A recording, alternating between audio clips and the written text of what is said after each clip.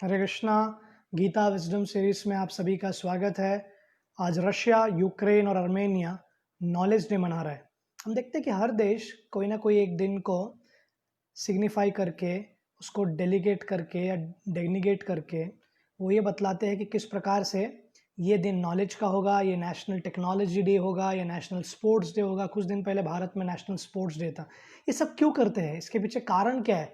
इसका मुख्य कारण ये है कि किसी प्रकार से लोगों को उस क्षेत्र में, जिस क्षेत्र के बारे में हम बतला रहे हैं, उसमें वो प्रेरणा दे, और ये बहुत आवश्यक है।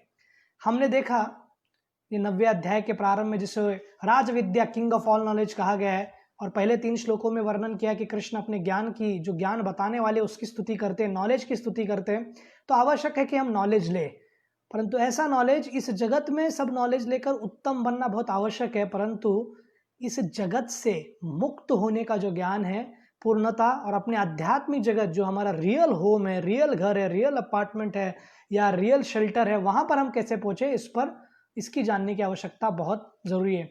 तो कृष्ण ने 8 कैरेक्टरिस्टिक्स ऑफ नॉलेज बताया दूसरे श्लोक में, और तीसरे में बताया कि कैसे कोई व्यक्ति फेथलेस हो, श्रद्धा नहीं हो, अश्रद्धाना हो व्यक्ति, तो उस व्यक्ति को कृष्ण की प्राप्ति नहीं होती है।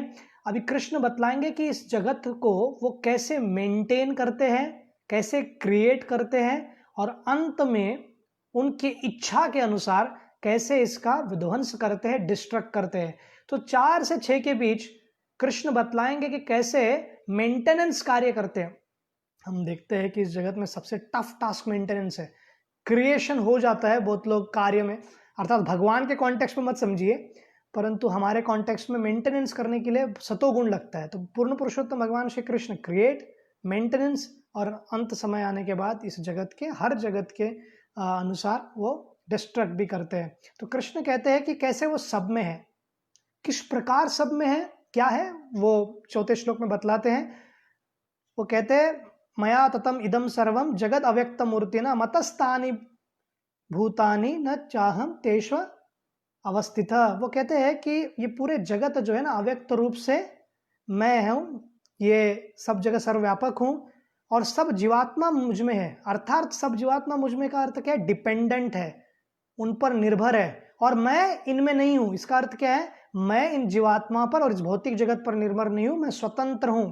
तो पूर्ण पुरुषोत्तम भगवान श्री कृष्ण सर्वव्यापक है, कण कण में है, परमात्मा रूपी वो अणु रूप, सभी अणु जो जीवात्मा है उनमें भी है, बड़े विशाल जो प्राणी है उनमें भी है, और इस जगत में वो अनेक रूप लेकर अपने कार्य को, या क्रिएशन का कार्य हो, मेंटेनेंस का कार्य हो, और अल्टीमेटली डिस्ट्रक्शन का कार्य करते रहते हैं। परंतु कृष्ण ऑल्दो उसमें है, परंतु सब कृष्ण सब में नहीं है। वो बतलाते हैं कि कैसे कृष्ण 5वें श्लोक में बतलाते हैं कि कैसे वो भूत भावना, या जो सभी जीवात्मा के क्रिएटर है, और कृष्ण की मिस्टिकल पावर है कि साइमल्टेनियसली वो इस जगत में रह भी सकते हैं, और वो इस पर डिपेंडेंट भी नहीं है। अर्थात पूर्ण पुरुषोत्तम भगवान श्री कृष्ण सब जगह है, पर सब कुछ भगवान नहीं है। तो ये एक जो मिसकंसेप्शन है, सबसे बड़ा मिसकंसेप्शन, उसको दूर करने की आवश्यकता है। और इसको दूर करने के लिए 6ठे श्लोक में एक उदाहरण के माध्यम से कृष्ण बतलाते हैं कि कैसे, जिस प्रकार से हवा जोर से चलता है परंतु रेस्ट कहां पे करता है? आकाश में ही। उसी प्रकार सभी जीवात्मा यहां वहां अपने कर्मों के अनुसार भटकते रहते हैं अलग अलग योनियों में, परंतु वो अल्टीमेटली मुझ में रेस्ट करते हैं। और कृष्ण बतलाते हैं आगे कि 7 से 8 के बीच कि कैसे वो क्रिएट करते हैं और कैसे डिस्ट्रक्ट करते हैं इस भौतिक जगत को। 7वें श्लोक में बतलाते हैं कि पीरियोडिक क्रिएशन और डिस्ट्रक्शन होता है। ये सब ऑटोमेटिकली नहीं हो रहा है, कोई भी कार्य अपने आप नहीं बनता है, प्रयत्न करता है कोई व्यक्ति, फिर क्रिएट करता है। किसी भी चीज को बनाना पड़ता है तो मेहनत लगता है। कोई स्टेडियम बना रहा है, कोई बिल्डिंग बना रहा है, तो कोई तो क्रिएट करता है, कोई इसको मेंटेन करता है, और अल्टीमेटली जुना हो गया तो उसको कॉर्पोरेशन डिस्ट्रक्ट करता है। उसी प्रकार पूर्ण पुरुषोत्तम भगवान श्री कृष्ण क्रिएट करते हैं समय के अनुसार, और पीरियोडिकली ये कार्य होता है। और ये कार्य करने में मुख्य काम रहता है महाविष्णु जी का, और फिर उसके बाद गर्भोदक्षाई विष्णु, और फिर क्षीरोदक्षाई विष्णु इसको मेंटेन करते हैं जगत को। 8 जो विष्णु तत्व जो है, जो कृष्ण से ही प्रकट होता है, वे मेंटेनेंस का कार्य करते हैं इस जगत में, क्रिएशन का कार्य करते हैं इस भौतिक जगत का, और अल्टीमेटली डिस्ट्रक्शन का कार्य करते हैं। माध्यम है उनके गुणात्मक अवतार शिव जी के माध्यम से। 8वें श्लोक में बतलाते हैं कि कैसे कृष्णा की इच्छा से कार्य होता है, विश्वजामी पुनः पुनः। तो क्रिएशन होता है और डिस्ट्रक्शन निरंतर चलता है। ऑल्दो कृष्णा इसको बनाते हैं, मेंटेन करते हैं, परंतु साधारणतः क्या हो जाता है, देखो हम कोई भी क्रिएशन करते हैं, कुछ बनाते हैं, तो हम नेचुरली उससे अटैच हो जाते हैं। बहुत मेहनत करके अगर आपने एम्पायर खड़ा किया है, बड़े बड़े बिजनेस टाइकून्स जो इस जगत के, और मेहनत किया है, तो निश्चित रूप से व्यक्ति को उसमें आसक्ति रहती। परंतु पूर्ण पुरुषोत्तम भगवान श्री कृष्ण को इस भौतिक जगत में कोई आसक्ति नहीं, कोई बंधन नहीं है। ऑल्दो क्रिएट करते बट डिटैच मूड में, अनासक्त रूप में करते हैं। वो 90वें श्लोक में बतलाते हैं कि किस प्रकार से वो बंधन में नहीं है, क्योंकि वो न्यूट्रल है, उदासीन वत, और डिटैच है, आसक्तम। तो इसलिए इस सब भौतिक कार्यों से अनासक्त रहकर कार्य करते हैं। तो क्यों करते हैं फिर वो कार्य? आज न्यूजीलैंड में सेलिब्रेट कर रहे हैं सितंबर 1 डे को, रैंडम एक्ट ऑफ काइंडनेस करके। अर्थात कुछ ना कुछ अच्छा कार्य करो, लोगों की मदद करो, प्राणियों की मदद करो, बूढ़े लोगों की मदद करो, या जिसको ज़रूरत है उनको दान दो, या उनको अन्न दो। ऐसा कर रहे हैं न्यूजीलैंड में। तो बेसिकली क्या है, it's called random act of kindness. बिना कोई इच्छा के, बिना कोई आपको कुछ प्राप्त होगा और कुछ मिलेगा, इसके अलावा आप निस्वार्थ भाव से कुछ अच्छा कार्य कीजिए। परंतु पूर्ण पुरुषोत्तम भगवान श्री कृष्ण प्रारंभ से लेकर अंत तक इस पूरे जगत के लिए, हर एक जीवात्मा के लिए निरंतर काइंडनेस का कार्य करते हैं। निरंतर वो प्रयत्न करते हैं अपने दया भाव से कि हमको खुश रखे। इस भौतिक जगत को भी इतना in the one sense perfectly बनाया है कि अगर हम ठीक प्रकार से यहाँ पर अपने लाइफ को जिए और नेचर के अनुसार जीने का प्रयत्न करें तो यहाँ पर समस्या नहीं आएगी। परंतु जब हम नेचर के विरोध में जाते हैं, और इस भौतिक जगत का एक स्वभाव ये भी है कि अनेक अनेक प्रकार की समस्याएं भी आएगी। तो ऐसा नहीं कि केवल एक नेचर का केवल एक बेनवलेंट फॉर्म ही है, उसके भयानक रूप भी है। जैसे कि आज कैरिबियन आइलैंड्स में और यूएस में हरिकेन लॉरा करके आया है थोड़े दिन पूर्व, और 50 से ज़्यादा लोग मारे गए, जब जहाँ तक मेरी जानकारी है, उससे ज़्यादा भी मरे होंगे, और बहुत नुकसान हुआ है। बहुत सारे प्रॉपर्टीज़ डिस्ट्रॉय हुए, बहुत सारे लोगों का स्वप्न जो घर बनाने में इतना मेहनत करके करते हैं फिर समाप्त हो जाता है। और ऐसा बहुत सारा कोस्टल एरिया में आता रहता है। जापान में तो निरंतर आता रहता है कुछ ना कुछ, क्योंकि वो द्वीप है, बहुत सारे उसके द्वीप वॉल्केनिक, एक्टिव वॉल्केनिक एरप्शंस के लिए हमेशा उनका वहाँ पर होता रहता है। तो हम देखते हैं किस प्रकार से ये सब होता रहता है। परंतु केवल नेचर ही इस प्रकार का है ऐसा नहीं है, बहुत बार हमने उसको ऐसा बनाया भी है। हम इतने सारे तेल का ग्रिलिंग वगैरह करेंगे, ड्रिलिंग करेंगे, और वो तेल निकालने का प्रयत्न करेंगे। खास करके अभी पूरा विश्व या यूरोप 2 गुट में बट गया है। उसका मुख्य कारण क्या है? उसका मुख्य कारण ये है कि टर्की को एक सोने का खान मिल गया है। तो सोना मतलब लिटरल गोल्ड नहीं, एक ज़माने में गोल्ड को बहुत महत्व था, आजकल तेल को भी बहुत महत्व दिया जाता है, और वो डेड सी के एरिया में है। और परंतु ग्रीस और टर्की का कभी जमता नहीं था। तो ग्रीस उनको कह रहा है कि अरे आप मेरे क्षेत्र में आके कर रहे हो। तो टर्की ने कहा कि हम बिल्कुल नहीं लेंगे वहाँ से। फ्रांस ने कहा कि ये जो टर्की है किसी का सुनता नहीं है। तो वो दोनों एक दूसरे को पावर डालकर दोनों एक दूसरे को हराने का प्रयत्न कर रहे हैं। बेसिकली हम वो ड्रिलिंग करेंगे, हम जो ब्राज़ील है उसमें अमेज़न फॉरेस्ट में पेड़ों को तोड़ेंगे, सोया उगाएंगे ताकि गाय खाए, फिर वो गाय खाने के बाद हम उसका मांस भक्षण करेंगे, बीफ खाएंगे। सर डायरेक्टली आप खा सकते हैं वेजिटेरियन, पर ये सब प्रोसेस करेंगे और डिस्ट्रॉय करेंगे। एक अगर आपने थोड़ा अभ्यास किया होगा, हमारे अधिकतर साबुन, शैम्पू और अन्य चीज़ों में पाम ऑयल का बहुत उपयोग होता है। और ये पाम ऑयल 90% जो एक्सपोर्ट या लोग दुनिया भर एक्सपोर्ट किया जाता है वो देश है इंडोनेशिया और मलेशिया। तो इन दोनों देशों में ये पाम ऑयल एक विशेष प्रकार का जिसके तेल फोकस है। तो वो पाम ऑयल जो ताड़ का पेड़ है, वे जब लगाते हैं तो बहुत सारे जंगलों को काटते हैं। ये एकदम सिस्टमैटिक फार्मिंग चालू है उसके ऊपर। तो बहुत सारे जंगलों को इस प्रकार काटते हुए पाम ऑयल के पेड़ लगाते हैं। परंतु इसका पर्यावरण पे इतना ज़्यादा असर पड़ रहा है। तो Indonesia is prone to so many volcanoes, so many eruptions. तो इंडोनेशिया से ही, वहीं के बेल्ट में ही प्रारंभ हुआ था ये सुनामी। जापान थोड़ा विकसित देश है, उसने क्या कर दिया है, पूरे जो जापान की जो बाउंड्री है उसके बड़े बड़े वॉल्स बनाए हैं, और ऐसा वॉल्स बनाए कि जो सुनामी का आया तो भी रोक पाए। परंतु हर एक देश ये थोड़ी ना कर पाएगा, इतनी शक्ति नहीं होगी। Not everyone can afford such money investment. और उनके अधिकतर बिल्डिंग जापान में भी अर्थक्वेक प्रोन, जो अर्थक्वेक को लड़ सकते हैं, भूकंप आ गया तो भी टिक सकता है, ऐसे घर बनाए। बोलने का तात्पर्य यहाँ पर एक ही है कि कृष्ण इस जगत का निर्माण करते परंतु निरासक्त है। नेचर का केवल नेचर सुंदर है ऐसा नहीं है, नेचर का एक क्रूअल फॉर्म भी है और उसकी रक्षा के लिए हम लोग बहुत बार ये जो मेडिसिनल ब्रांच है या हॉस्पिटल्स है अन्य कार्य इसलिए करते हैं ताकि इससे बचे। तात्पर्य सिंपल है कि इस जगत में कितना भी सुंदर क्यों ना हो दुनिया, हमको इसे स्वतंत्र होना है, इस भौतिक जगत से बाहर निकलना है। तो इसको जानने का हमारी इच्छा होनी चाहिए कि इस भौतिक जगत को कृष्ण किस प्रकार से चलाते हैं और कौन सुपरिटेंडेंट है, कौन व्यक्ति है इसे गाइड करता है, और हमको स्वतंत्र होना है इस जगत से। एक प्रचारक बता रहे थे कि कैसे ये भौतिक जगत एक जेल के प्रमाण है। हालांकि हमने कोई अपराध नहीं किया, not in the sense that we are criminals, but in the sense that कि हम अपने ही आदतों से और अपने ही आसक्ति के कारण इसमें बंधे हुए हैं और पूरा गेट खुल चुका है इस जेल का, जिसको भागना है वो भाग सकता है, परंतु कोई भागने का प्रयास ही नहीं करता है। ऐसा जेल में हम फंस चुके हैं कृष्ण की माया शक्ति द्वारा। और स्वतंत्र होने की हम सबको इच्छा रहती है, हर देश चाहता है स्वतंत्र हो। आज ही के दिन 1991 में उज्बेकिस्तान करके एक देश है जो रशिया से आज़ादी, यूएसएसआर से आज़ादी प्राप्त किया था, और वे बहुत ही धूमधाम से मनाते हैं सितंबर 1 1991 से। तो हर व्यक्ति को फीलिंग है कि मैं स्वतंत्र हूँ। सबसे बड़ा फीलिंग हमको स्वतंत्रता का तब आएगा जब हम अपनी गंदी आदतों से, जब हमारे विकारों से, और खास करके इस देह को त्याग करके भगवान के धाम में पहुंच पाए, उनके चरण कमलों का आश्रय लेकर हम वहां पर उनकी सेवा कर पाए निरंतर। तो कृष्ण कहते हैं कि कैसे वो सुप्रीम डायरेक्टर है, हर फिल्म का सबसे इंपॉर्टेंट व्यक्ति। हालांकि प्रोड्यूसर पैसा लगाता है, पर डायरेक्टर के ऊपर बहुत कुछ है कि फिल्म कैसे बनेगा। तो कृष्ण बतलाते हैं कि इस जगत का मैं कैसे डायरेक्टर हूं। वो कहते हैं मया दक्षेण प्रकृति सुयते सचराचरम हेतु नानेन कौन्तेय जगत विप्रवर्तते। वो कहते हैं कि मेरे दृष्टि के कारण या मेरी दिशा के कारण ये जो भौतिक शक्ति है, माया शक्ति है, वे इस प्रकार इस जगत का निर्माण करते हैं। और चरा अचरम, मूविंग और नॉन मूविंग दोनों एंटिटीज। और उसके बाद वो कहते हैं कुंती पुत्र, वो इस जगत का निर्माण और इसका विध्वंस निरंतर चलता रहता है।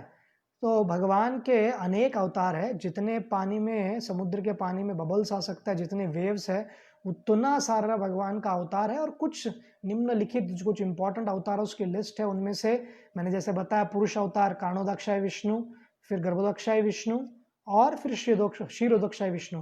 कारणोदक्षाय विष्णु का रोल है कि वो जब भी श्वास अंदर लेते हैं तो पूरा क्रिएशन का एंड हो जाता है, और अनमैनिफेस्टेड अवस्थ स्टेट में पूरी जीवात्मा और ब्रह्मांड उनके गर्भ में आती है। श्वास बाहर छोड़ते हैं तो क्रिएशन प्रारंभ होता है। गर्भोदक्षाय विष्णु गर्भोदक सागर में हर एक ब्रह्मांड में अनलिमिटेड ब्रह्मांड भगवान के शरीर के छेद से निकलता है, और वे पोर से निकलने के बाद कोटि कोटि ब्रह्मांड है, अनगिनत ब्रह्मांड है, और उस हर एक ब्रह्मांड में गर्भोदक्षाय विष्णु है। और उनके गर्भोदक्षाय विष्णु के नाभि से कमल का फूल आता है, और उस कमल के फूल पर श्री ब्रह्मा जी बैठे हैं। और ब्रह्मा जी को बुद्धि विवेक देने के बाद वो सेकेंडरी क्रिएटर है, जो under the guidance of Vishnu ये क्रिएशन करते सिस्टमेटिकली कि कॉकरोच को कितना पाव होना चाहिए, वो कैसे देखेगा, क्या खाएगा, चूहा कैसे खाएगा, चूहा का डिफेंस सिस्टम क्या है, चूहा का डिफेंस मैकेनिज्म क्या होगा, सर्प आगा तो क्या कर सकता है, सर्प कैसे पकड़ सकता है चूहा को। ये सब प्रकार का जो ज्ञान है, ब्रह्मा जी का दिमाग देखिए कितना मेहनत करके उन्होंने बनाया। हम अपने शरीर को भी पढ़ पाए कभी जीवन में, तो कितना कॉम्प्लेक्स डाइजेस्टिव सिस्टम है और कितना बड़ा बड़ा कार्य करता है। हम खा लेते हैं अन्न और फिर बाद में भूल जाते हैं, परंतु हम कभी सोचते भी नहीं। अगर विचार करने लग गए तो एक पेशी भी इतना सिस्टमैटिकली और इतना कॉम्प्लेक्स है इन द सेंस ऑफ कितना ऑर्गेनाइज्ड है, और उसको समझना इतना आसान भी नहीं है। तो कृष्ण की निर्मित है और वो ब्रह्मा जी का बहुत बड़ा रोल है उसमें, परंतु सुपरिंटेंडेंट कौन है? दुर्गा जी। तो दुर्गा जी देख रही है कि इस जगत से जो भी आध्यात्मिक जगत जाएगा वो अच्छा इंसान ही जाएगा। जैसे कोई बड़े व्यक्ति से मिलना है तो बहुत बार चेकअप करना पड़ता है, बहुत बार चेक करना पड़ता है कि कौन व्यक्ति है, कहाँ जा रहा है, क्यों जा रहा है। उसी प्रकार से पूर्ण पुरुषोत्तम भगवान श्री कृष्ण से अगर कोई मिलना चाहता है या आध्यात्मिक जगत जाना चाहते हैं, तो नेचुरली कोई द्वेषी व्यक्ति, कोई ऐसा व्यक्ति वहां पर समस्या क्रिएट करे, ऐसे व्यक्ति को तो एंट्री होगा ही नहीं। Durga takes care of that. और फिर आध्यात्मिक क्लेश, आदि भौतिक क्लेश और आदि दैविक क्लेश, शरीर और मन के स्तर पर क्लेश, फिर उसके बाद अलग अनेक जीवात्माओं से क्लेश, और फिर जो प्राकृतिक आपदा आती है, ये सब क्लेश देने के बाद मुख्य कारण क्लेश देना नहीं है दुर्गा जी का। उनका मुख्य कारण यह है कि जीवात्मा कृष्णा की ओर मुड़े, तो इस कोरोना संक्रमण के दौरान या कोरोना के इस रोग के समय हमने देखा किस प्रकार से अधिकतर भक्त आश्रय ले पाए भगवान का, और उनको समझ आया कि हर एक चीज वैज्ञानिक लोग कंट्रोल कर सकते हैं ऐसा नहीं है, पूरा दुनिया रुक गया है। जिस देश में हुआ है वो भी रुक गया, और जिस देश में नहीं हुआ है क्योंकि वहां पे टूरिस्ट नहीं है, क्योंकि इकोनॉमी नहीं चल रही, वो भी रुक गया है। -23%, मतलब 23% गिरावट। विचार कीजिए कि इतना गिरावट इकोनॉमी भारत का हो, अन्य देशों का हो रहा है। उसका मुख्य कारण क्या है?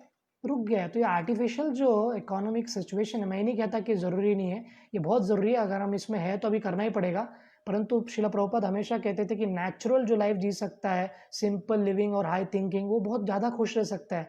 ये कंज्यूमरिज्म का जो इंडस्ट्री है, ये सिर्फ खरीदते रहो, सामान घर पे लाते रहो। आप एक अगर कोई व्यक्ति पूरा जीवन भर एक ही कार से संतुष्ट रहेगा तो ये मार्केट नहीं चल सकता है। वो चाहते हैं कि आप मोबाइल बार बार फेंके, नया नया ले, इसलिए अपडेटेड वर्जन आता है। आईफोन एक साथ 10 वर्जन 50 वर्जन नहीं बना देते, ऑफकोर्स वो रिसर्च भी करते रहते हैं, अपडेटेड वर्जन भी लाते रहते। क्यों? क्योंकि आप खरीदते रहो, कुछ ना कुछ नया बताएंगे, इसमें ये आ गया, इसमें वो आ गया, उसमें ये वैरायटी आ गया। हम बचपन में मेरी माँ कहती थी कि ये नमक ले लो, नमक से दंत मंजन करो, तो हम कहते थे अरे क्या है, कौन जमाना कहाँ गया, आप कहते हो नमक से दंत मंजन करो। अभी हर एक जो टूथपेस्ट के जो कंपनी से एडवर्टाइजमेंट करती है कि नमक है इसमें, इसमें वो है, इसमें नीम है, इसमें वो है। तो हम देखते हैं कि ultimately they are coming back to the roots. तो ये समझने की आवश्यकता है। तो वही ब्रह्मा जी जो सेकेंडरी क्रिएटर है, एक बार दशम स्कंद में सुंदर लीला है। उस दशम स्कंद में वर्णन इस प्रकार से है कि कैसे पूर्ण पुरुषोत्तम भगवान श्री कृष्ण को देखते हैं कि वो सुंदर लीलाएं कर रहे हैं, परंतु सोचते हैं कि भगवान ये ग्वाल बाले सिंपल कैसे हो सकते हैं। उनको टेस्ट करने के लिए उनके बछड़ों को और फिर जो ग्वाल बाल है उनको लेकर ब्रह्मा जी एक क्षण के लिए ब्रह्मलोक की ओर जाते हैं, और यहाँ पर धरती पर 1 वर्ष बीत जाता है। और 1 वर्ष में देखते हैं कि कृष्ण अपने आप को एक्सपैंड कर देते हैं उन सब मित्रों के रूप में और उन बछड़ों के रूप में, और हर गाय उस अपने बछड़े को बहुत प्रेम कर रही है, और हर माता जो ब्रज की माता है अपने पुत्र को अधिक प्रेम कर रही है, क्योंकि हर माता का, हर गोपी का जो माता के आयु के थे, उनकी इच्छा थी कृष्ण मेरा पुत्र बने, और हर गाय की इच्छा थी कृष्ण मेरा एक दिन दूध पिए। तो 1 वर्ष 365 दिन निरंतर ये लीला करते हैं। ब्रह्मा जी ये देखकर चकित हो जाते हैं, और फिर ब्रह्मा जी क्षमा मांगते हैं। ब्रह्मा जी कहते हैं कि तो ये कारणवश, अब देखिए जब बड़ा मैनेजमेंट व्यक्ति करता है और वो हायर पेडिस्टल पर बैठता है, तो नेचुरली जब मैनेजमेंट करता है तो उसको थोड़ा सा क्या कहते हैं, फंस जाता है उसमें। तो ब्रह्मा जी महान देवता है और भगवान के बहुत अनन्य भक्त है, परंतु उनसे भी ये गलती हो गई। तो कलयुग में वे 1450, कवि कर्णपुर के अनुसार वर्णन है 1450 या 51, 1450 या 51, वो एक गांव है बुरन करके, वहां पर शतखीरा एरिया में कुलना नामक एक डिवीजन है। तो ये जो डिवीजन है आज बांग्लादेश में कुलना, अगर आप बीपीएल देखे हो बांग्लादेश प्रीमियर लीग, तो कुलना रेंजर्स करके एक टीम है, क्रिकेट टीम। तो उस क्षेत्र में वो जन्म लेते हैं, और अलग अलग आचार्य अलग अलग डायरेक्शन से बतलाते हैं कि उनकी अपब्रिंगिंग कैसे रही। अधिकतर लोगों का मानना है कि उनका यवन बैकग्राउंड से अपब्रिंगिंग रहा है, अर्थात कोई मुस्लिम कम्युनिटी में उन्होंने बड़े हुए हैं। तो साधारणतः वो पूरा जो बंगाल था, अगर हिस्टोरिकल पर्सपेक्टिव से जाओ तो उस वक्त मुगल का राज्य था, और वो पूरा गौड़ एरिया का राजा थे नवाब हुसैन शाह, और बहुत ही कट्टर था और इस्लामिक लॉ लाने का प्रयत्न करते थे ऑलरेडी। तो इतने वो ये थे कि अन्य कोई धर्म का पालन करता होगा तो उनके मंदिर में जाकर विष्ठा करना, फिर जानबूझकर जैसे कुत्ता तुलसी के पेड़ पर मलमूत्र कर देता है उसी प्रकार वे भी जाकर करते थे। और फिर अनेक अनेक प्रकार से किस प्रकार से अशुद्ध कर दे हिंदुओं की कार्यों को, और वो बहुत अनेक अनेक नियम ऐसे बनाए थे कि जिस प्रकार से फोर्सफुली लोगों को हिंदू धर्म में कन्वर्ट होना पड़ता था। परंतु यहाँ पर उल्टा कार्य हो गया, यवन बैकग्राउंड से व्यक्ति है और भगवान श्री कृष्ण का भक्त बन जाता है, और निरंतर 3 लाख नाम, दिन में कृष्ण के 3 लाख नाम, 192 राउंड्स ऑफ हरे कृष्ण महामंत्र। आज बहुत सारे भक्त गोवर्धन कॉलेज में प्रयत्न कर रहे हैं 192 राउंड्स करने का, और बहुत लोग ने कर भी देंगे अभी 2-3 घंटे में। तो रात्रि के 12 को उठकर उन्होंने प्रारंभ कर दिया। तो बहुत ही प्रभावशाली भक्त है, बहुत ही दृढ़ता है इनमें। तो ऐसा नहीं कि इम्पॉसिबल है, शिला प्रभुपाद की शक्ति के कारण, शिला प्रभुपाद के दया और कृपा के कारण आज भी शिला हरिदास ठाकुर की कृपा हम प्राप्त कर सकते हैं 2020 में भी। तो यहाँ पर हम देख रहे हैं कि ये जो है पहली बार जब अद्वैत आचार्य से मिलते हैं तो उनकी भक्ति को देखकर उनको नाम देते हैं हरिदास। लिटरली मीनिंग उनको पता चलता है कि ब्रह्मा जी है, हरि के दास। He has a feature of Prahlad Maharaj also इनमें, परंतु बेसिकली कवि कर्णपुर कहते हैं कि he is Brahma ji. So Brahma ji ऐसे विचार करते हैं कि ऐसे घर में जन्म लूंगा कि प्राइड आएगा ही नहीं। तो अगर आप ब्राह्मणिकल बैकग्राउंड से, तो यवन को कोई प्राइड आने की आवश्यकता ही नहीं है, तो उस प्रकार से मुस्लिम को। अब हम देखते हैं कि हरिदास ठाकुर जी 35 साल बड़े थे श्री चैतन्य महाप्रभु से। श्री चैतन्य महाप्रभु पूर्ण पुरुषोत्तम भगवान श्री कृष्ण के कृष्ण ही हैं जो इस कलयुग में आए और वे हरिनाम का प्रचार करते हैं। उसके पहले ही उनके इस जगत में आगमन का मुख्य कारण है अद्वैत आचार्य की निरंतर प्रार्थना याचना की आपाई और हरिदास ठाकुर का भी। और तो जब महाप्रभु जन्म लेते हैं निमाई के रूप में और मायापुर में, तो ये नाचने लगते हरिदास ठाकुर और सब जगह प्रचार करते हैं। इनके प्रचार के बहुत सारे एट्रीब्यूट्स हैं, इन्होंने बहुत सारी अच्छी प्रचार की है। और कैसे जब पता चलता है कि वहाँ के गवर्नर जो मुस्लिम गवर्नर थे, अरे अपना इस्लाम को छोड़कर किधर और चला गया, तो इनको इतना मारते हैं और इनको मृत समझकर नदी में डाल देते हैं। तो नदी में डालने के बाद पता चलता है कि वो फिर जीवित उठा है। तो सब लोग कहते हैं पीर है, पीर मतलब पीर जिंदा बाबा। उनके अनुसार पीर मतलब साधु, मिस्टिकल व्यक्ति, इसमें बहुत शक्ति है, अल्लाह का इसके ऊपर बहुत आशीर्वाद है, इस प्रकार वो समझते थे। और फिर गवर्नर कहता है मुझे क्षमा कर दो, उधर का जो लोकल मुस्लिम गवर्नर हो या काजी हो। तो उनको पता चलता है कि कोई साधारण व्यक्ति नहीं है। बेसिकली वो सोशल प्रेशर था वो गवर्नर पर, अन्यथा वो कर इस प्रकार का कार्य नहीं करता। और उनको बहुत बार इस प्रकार से मारने का प्रयत्न किया गया। वो बेनापोल में एक जगह है जहाँ पर वो जप किया करते थे, वो भी बेनापोल भी आज के डेट में बांग्लादेश में आता है। गौड़िया वैष्णव के बहुत सारे तीर्थ स्थान टुडेज बांग्लादेश में आता है, बहुत ही महान पावरफुल प्लेस है। तो वहाँ पर वे एक गुफे में जप किया करते थे। वो गुफा इस प्रकार से था कि वहाँ पे बहुत सर्प घूमते थे और बहुत विषैरी थे, परंतु उनको कभी पता ही नहीं चला, दिन रात माला करते थे। एक बार जैसे हमने कहा ना, मया दक्षेण प्रकृति सूयते स चराचरम, तो जो माया कृष्ण कहते हैं कि मेरी सुपरविजन के अंडर ये सब कार्य हो रहा है, तो माया शक्ति कार्य कर रही है इधर। तो उनके ही एक विशेष रूप में वो आती है और उनको प्रलोभन देने का प्रयत्न करती है, उनको दिशाभूल करने का प्रयत्न करते हैं, वो उनको आकर्षित करने का प्रयत्न करते हैं। परंतु वो कहते हैं कि आप रुकिए, मैं माला कंप्लीट करता हूँ। या वे उनसे प्रभावित नहीं होते, वो अपना जप करते रहते हैं। रामचंद्र खान करके वहाँ का एक लोकल गवर्नमेंट का एक व्यक्ति था नवाब शाह के अंडर, वो लक्ष्य हीरा नाम की एक वेश्या को वहाँ पर भेजते हैं। लक्ष्य हीरा को कहते हैं कि आपको क्या इच्छा है, तो कहते हैं कि मैं आपसे संग करना चाहते हो। कहते हैं ठीक है सब होगा, परंतु मेरा माला होने दो पहले। वो जप करते रहते तो इतना जपा, सुबह से रात हो जाती है, फिर रात से सुबह हो जाती है, रात्रि के समय आती है, तो इतना 2-3 दिन आते ही रहती है।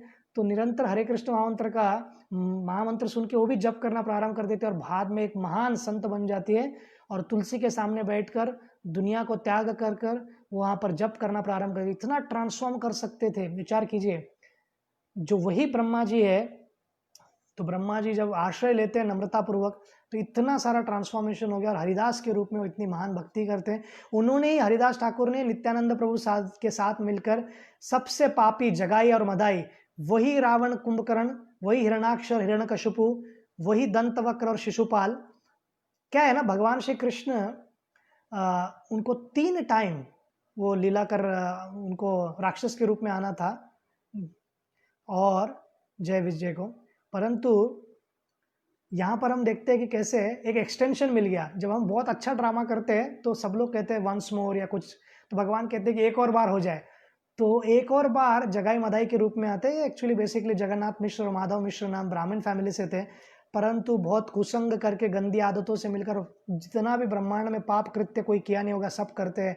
जो हमारे यमराज जी के चित्रगुप्त जो रिकॉर्ड मेंटेन करते हैं, सेक्रेटरी है, उनका पूरा कंप्यूटर पूरा करप्ट हो जाता है, मेंटेन नहीं कर पाते, खराब हो जाता है, कितना पाप कर रहे थे। परंतु हरिदास ठाकुर और नित्यानंद प्रभु मिलकर उनको परिवर्तित कर पाते हैं और वो महान भक्त बनते हैं, जगाई और मदाई, और श्री चैतन्य महाप्रभु के गुणगान करते और निरंतर उनका नाम जप करते रहते हैं। तो हम देखते हैं कि हरिदास ठाकुर जब जगन्नाथपुरी आते हैं, तो जगन्नाथपुरी में आकर वो एक स्थान पर बैठकर निरंतर, क्योंकि यवन बैकग्राउंड से थे इसलिए जगन्नाथपुरी मंदिर में एंट्री नहीं था उनको, तो चैतन्य महाप्रभु ने कहा कि आपको दूर से सुदर्शन जो है मंदिर के ऊपर, उनका दर्शन भी हो गया, चक्र का, तो भी आप, चक्र का दर्शन हो गया तो भी आप भगवान का दर्शन कर रहे हैं ऐसा समझिए। तो उन्होंने रूल्स को ब्रेक करने का प्रयत्न किया। ना ही रूप गोस्वामी और सनातन गोस्वामी ने ट्राई किया, इन्होंने कभी नियम को तोड़ा नहीं, जो नियम था वो फॉलो किया। हालांकि ये लोग अच्छे बैकग्राउंड से थे, महान भक्त थे, ब्रह्मा जी है, विचार कीजिए ब्रह्मा जी है, पर जो सोशल कस्टम्स था उसके अगेंस्ट नहीं गए। चैतन्य महाप्रभु ने नहीं कभी कहा कि इसके अगेंस्ट जाओ।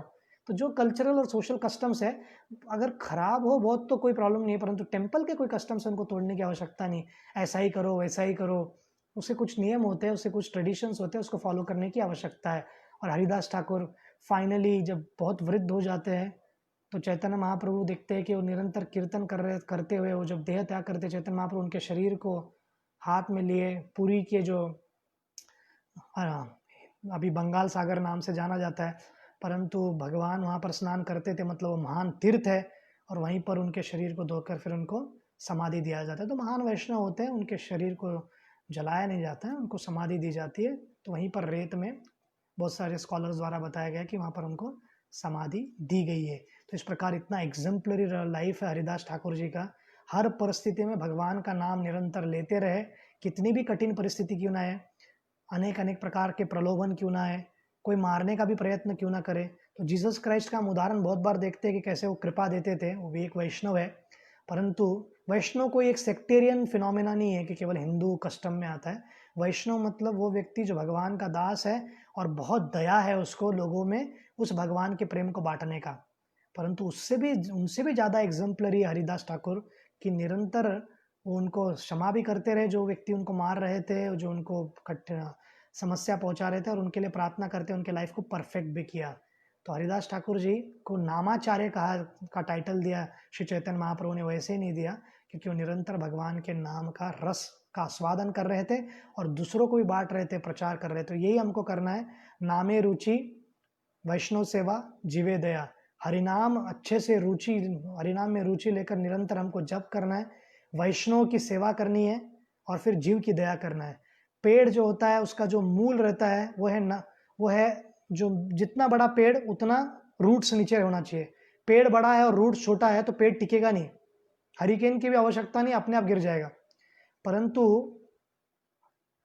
यहाँ पर हम देखते हैं कि अच्छा पेड़ बहुत समय तक टिकता है। रेडवुड ट्रीज करके कैलिफोर्निया के फॉरेस्ट में वो हज़ारों वर्ष रहते हैं, 500 वर्ष से ज़्यादा, हज़ारों वर्ष भी है कुछ पेड़। तो वो कैसे रह पाते हैं? क्योंकि अंदर से रूट्स एक दूसरे से मिले हुए। तो संग में रहकर अगर हम जपा करें, साधना करें, भक्तों के साथ में रहे और एक दूसरे का सहायता ले, एक दूसरे को प्रेरणा दे, तो हम बहुत समय तक रह सकते हैं और अच्छे से भक्ति कर सकते हैं। तो जितना हम बड़े होंगे, जितने बड़ी रिस्पॉन्सिबिलिटी लेंगे, उतना हमारा डेप्थ होना चाहिए भक्ति में। तो ये और बीच का जो स्टेम है वो है वैष्णव सेवा। तो वो स्टेम भी बहुत इंपॉर्टेंट है, स्ट्रेंथ देता है और वैष्णव सेवा करके हमको आशीर्वाद मिलता है। फिर ऊपर जो पेड़ का एक क्राउन आता है, जो ज़्यादातर फोकस हमारा वहाँ पे रहता है, क्योंकि उसमें फल लगता है, फूल लगता है, तो वो फल फूल पे फोकस रहता है लोगों का। तो वो क्राउन है हमारा प्रचार या हमारी बाकी जीवात्माओं के प्रति कंट्रीब्यूशन। तो अगर हमारा रूट स्ट्रांग है, नामे रुचि, और उसमें बाकी साधना भी आ गया, शास्त्र का अध्ययन, अन्य चीज, नामे रुचि स्ट्रांग है, फिर जो बीच का स्टेम है वो है वैष्णव सेवा, वो स्ट्रांग है, और फिर फाइनली जीवे दया जब हम करेंगे तो निश्चित रूप से प्रभावशाली होगा। श्रील प्रभुपाद का उदाहरण है इसमें। श्रील हरिदास ठाकुर की तरह जगाई मदाई, दुनिया में हजारों लाखों जगाई मदाई को वो तरने के लिए या उनकी सहायता करने के लिए पाश्चात्य देश में जाते हैं। जो कोई क्वालिटीज जगाई मदाई में थे, कम मात्रा में क्यों ना हो, पाश्चात्य देश में भर भर के था। तो श्रील प्रभुपाद ने उन सबको, उन सभी जो हिप्पीज है उनको परिवर्तित किया और उनके जीवन में कृष्ण भक्ति का आंदोलन लाया, और वो ठीक प्रकार से वो भक्ति कर पाए। और उनके कारण इस भारतवर्ष में फिर से श्रील प्रभुपाद ने जो प्योर भक्ति मूवमेंट है उसको एस्टैब्लिश किया। ऐसे नहीं कि विलुप्त था, पर एक्टिव नहीं था और प्रचार नहीं था। तो श्रील प्रभुपाद का मुख्य कंट्रीब्यूशन क्या है? स्वयं जप में और साधना में बहुत ही स्ट्रांग थे। फिर वैष्णव की उन्होंने सेवा की, और परम वैष्णव उनके गुरु, उन्होंने 1922 में एक बार कहा था कि आप पाश्चात्य देश में जाके प्रचार कीजिए। तो यहाँ पर देखिए, श्रील प्रभुपाद की इच्छा थी कि भारत में प्रचार करे, उनके गुरु की इच्छा थी कि पाश्चात्य देश में जाके प्रचार करे। तो उन्होंने थोड़ा समय लिया पाश्चात्य देश में जाने के लिए। पहले जब प्रचार प्रारंभ किया उन्होंने झांसी में प्रयास किया, नहीं हुआ, फेल हुआ, पाश्चात्य देश में गए, सक्सेसफुल हुए, भारत आए, फिर से भारत में प्रचार किया। तो सरेंडर, शरणागत का अर्थ ये नहीं है कि हम हमारी इच्छाओं को पूर्ण नहीं करते, पर वो इच्छाएं भी भक्तिमय होनी चाहिए। तो कृष्ण हमारी इच्छाओं को भी पूर्ण करेंगे और स्मरण रहेगा उनको। प्रभुपाद बचपन में जब स्कॉटिश चर्च कॉलेज हो या स्कूल में जब पढ़ते थे कोलकाता में, तो उनकी इच्छा थी रिवर्स थेम्स को देखना है, रिवर्स थेम्स को देखना है। बहुत बार काव्य में आता था थेम्स थेम्स थेम्स। तो जब गए वहां पर शिला प्रभुपाद ने एक टिप्पणी की कि कोलकाता का गटर भी इससे बड़ा दिखता है। थेम्स के विरोध में कुछ नहीं है, बोलने का तात्पर्य सिंपल है। शिला प्रभुपाद बतलाते थे कि गंगा कितनी विशाल है और उन्होंने गंगा को देखा था। गंगा हावड़ा के यहाँ से बहती हुई जाकर जो गंगा सागर है वहां पर मिलती है बंगाल महासागर को। तो ये समझने की आवश्यकता है। तो शिला प्रभुपाद अपने उदाहरण से बताते नामे रुचि वैष्णव सेवा जीवे दया, और वो निरंतर अपने शिष्यों को कहते थे कि आपके कारण मैं ये कार्य कर पाया। बहुत ही नम्र थे। तो हमको नम्रता पूर्वक भक्ति करने की आवश्यकता है। तो हरिदास ठाकुर से हम यही बहुत महत्वपूर्ण सीख ये ले सकते हैं कि हरिदास ठाकुर जी किस प्रकार प्रेरणादायक है। तो आज इतने पावन दिवस पर आइए हम सब प्रार्थना करते हैं श्री हरिदास ठाकुर के कि हमको भी कुछ टेस्ट आए हरिनाम में। हमको प्रसादम में तो टेस्ट बहुत ही आया है और हमको प्रसाद खाने में बहुत ही आनंद आता है, उसमें कोई बुरी बात नहीं, बहुत अच्छी बात है। परंतु हरिनाम के प्रति भी इस जीभा पर टेस्ट आ जाए। केवल रसमलाई और संदेश और यही टेस्ट नहीं है, बंगाल का रियल स्वीट, जो एक्चुअल स्वीट शिल प्रभुपाद कहते हैं बेस्ट बंगाली स्वीट, वो है चैतन्य चरितमृत। इसके बारे में हमको आनंद आए। और चैतन्य चरितमृत हम पढ़ेंगे तो हरिदास ठाकुर के बारे में हम निश्चित रूप से पढ़ेंगे, खास करके अंत्य लीला में कैसे श्री चैतन्य महाप्रभु उनके ग्लोरीज को बढ़ाते हैं। तो कृपा करके श्री हरिदास ठाकुर का स्मरण करते रहिए, नामाचार्य का आश्रय लीजिए और श्रील प्रभुपाद को प्रार्थना करते हुए अपने हरे कृष्ण महामंत्र का जप करते रहिए। आप सबका बहुत बहुत धन्यवाद। हरे कृष्णा।